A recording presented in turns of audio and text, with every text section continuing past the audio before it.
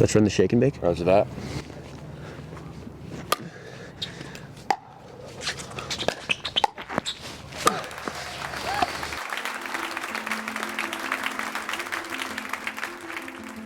Once you reach a certain level, pickleball turns into a game of chess. Your success in matches becomes determined by your strategy and decision making. That said, while every player has their own unique skill set, there are some universal strategic plays that work time and time again for all players. I'm Connor, and welcome to Enhanced Pickleball. Today we're gonna go over the top 5 plays that I see working for players of all levels. If you're in the 3.0 to 4.5 range, then these plays will be especially effective for you. Think of them like combos in boxing, except instead of punches, they're sequences of shots that will consistently yield positive results. The first play I want to go through is probably the safest on our list. There's no specific name for it, but all we're doing is going from working your dinks cross court to accelerating down the line. For simplicity, let's call it the redirector.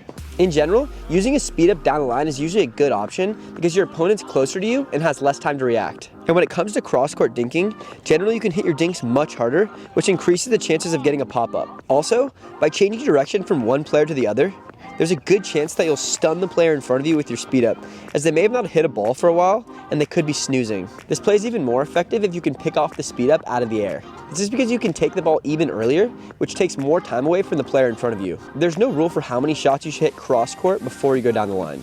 The key to your success is that you wait for the right opportunity to attack. This is usually when the ball is moving slower and sitting up a little higher. Another important thing to keep in mind in this play is that you aim for your key targets on your speed up. If you hit the ball perfectly into your opponent's strike zone, then there's a good chance the play won't work, even if you do everything perfectly on the lead up. Always make sure that you're aiming for one of these key targets. The success of this play comes down to the accuracy of your dinks and speed ups. This is something that can only be improved through consistent practice. If you aren't drilling these shots often, then there's a high chance that they'll stop improving no matter what you try.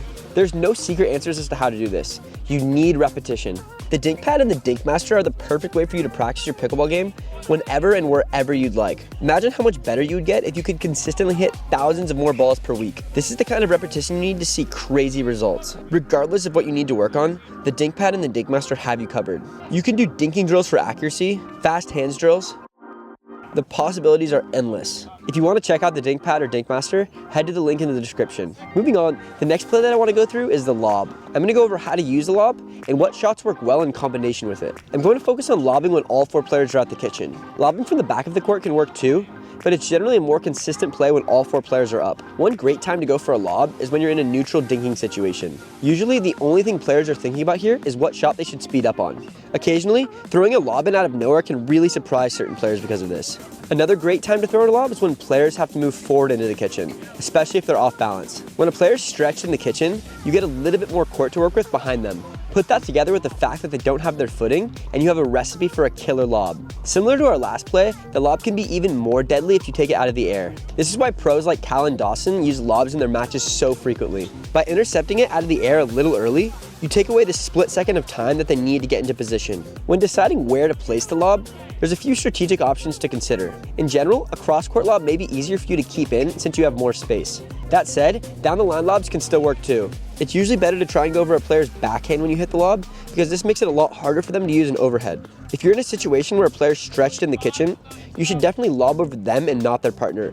No matter where you hit over their head, it'll be tough for them to react in time. If you use it in the right sequence, the dink to lob play is definitely one of the deadliest on the list. Be careful though, this one may frustrate your opponents. Next on the list, we have a personal favorite of mine, the drive drop combo. This play is an amazing alternative to get it to the kitchen instead of just using a third shot drop. All you're doing on this play is hitting a drive that causes your opponent to hit a shorter ball. Off the shorter ball, you use a drop. If you have trouble with the drop from the back of the court, this play can be the perfect set of training wheels to get the drop implemented into your game. Even if you don't have trouble with the drive drop combo is just a great way to mix things up and keep your opponents on their toes. Another important thing to keep in mind here is that your drive needs to stay low. If you hit your drives too high, it'll be difficult for you to move forward as your opponents will be able to push you back.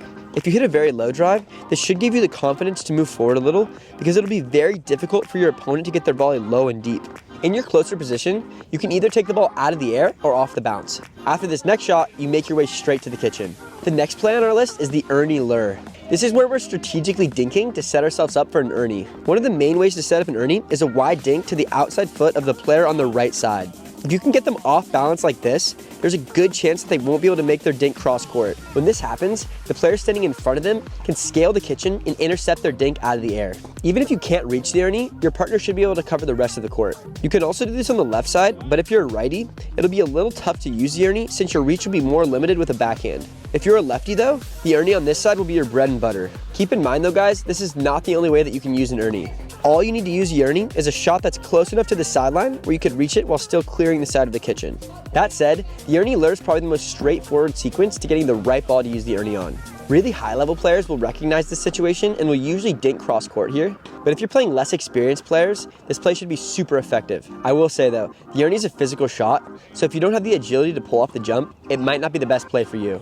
I don't want anyone commenting how they tried the ernie and slipped the disc, so please be careful and try the ernie at your own risk. Alright guys, we've arrived at the last play on our list, which is arguably the most exciting, the shake and bake. Here's how this play works.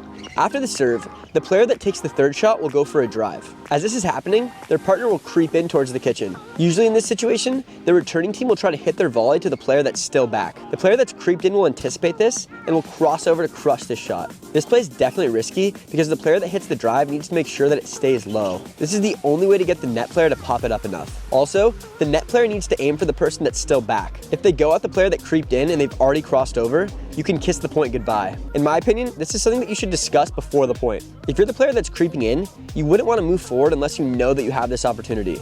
A good shake and bake probably looks something like this. Like I said, the #1 determinant to your success is the quality of the drive from the player that's still at the back. If you see here, this drive stays super low and leaves the net guy with very few options. If you're the net player, I don't think you should fully cross over right away. You should lean towards that side, and once you see the opportunity, you strike. By the way, make sure to send this video to your partner so you can run this play together. Also guys, we're giving away 10 free nets to 10 of our lucky subscribers. To enter, subscribe to our channel, hit the like button, and head to the link in our description.